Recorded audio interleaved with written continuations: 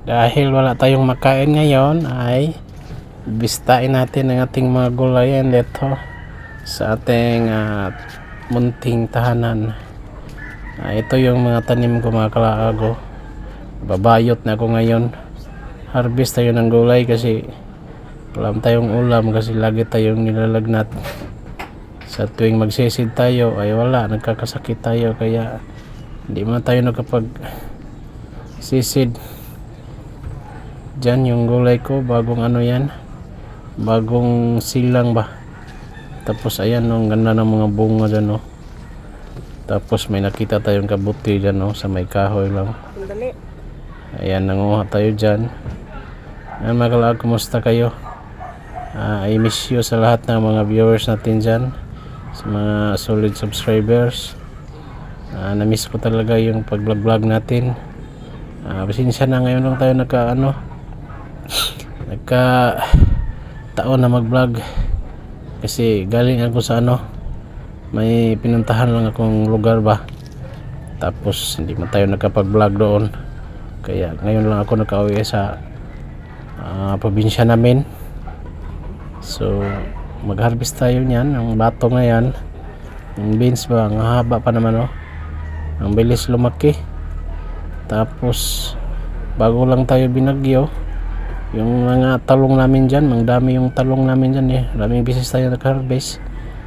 Tapos wala nabali kaya pinutol natin, bagong sibol pa. Shout out sa inyong lahat mga kalaag. Yung masama yung pakiramdam natin ngayon kasi nga nilagnat nga tayo, sisid na sana tayo kaso wala na, trangkaso na naman. Ayan, mag-harvest na lang tayo dyan ng mga gulay para meron tayong pang-ulam at makasurvive tayo. Napurdoy na sa kalaag. Itong natin mga kalaag, harap ng bahay natin, meron ng pader dyan. Saka wala na tayong daanan dyan. Yung motor, dalawang motor natin nandun na naiwan sa labas. Laging na babasa ng ulan kasi hindi man tayo binigyan ng right of way dito sa ating daanan ba sa ating bahay. Paano kaya pag may sunog dito? Wala, ubos tayo lahat dito kasi wala nang madaanan sinarado nila yung daanan. So yung kapitbahay natin kabili rin ng lupa, wala, hindi rin nagbigay ng daanan, kaya kita nyo yung pader na yan, taas niyan. Kaya wala talaga tayong magawa kung di iwan natin yung mga service natin doon sa labas. Yan na kalaag. Kumusta kayong lahat uli? Thank you sa panonood sa ating videos ngayon. Sana'y nandyan lang kayo. Salamat sa inyong lahat.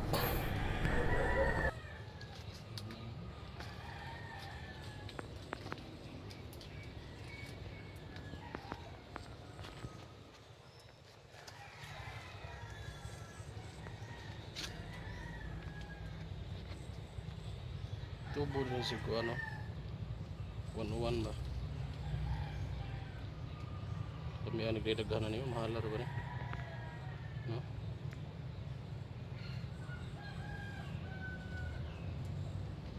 Ito na to.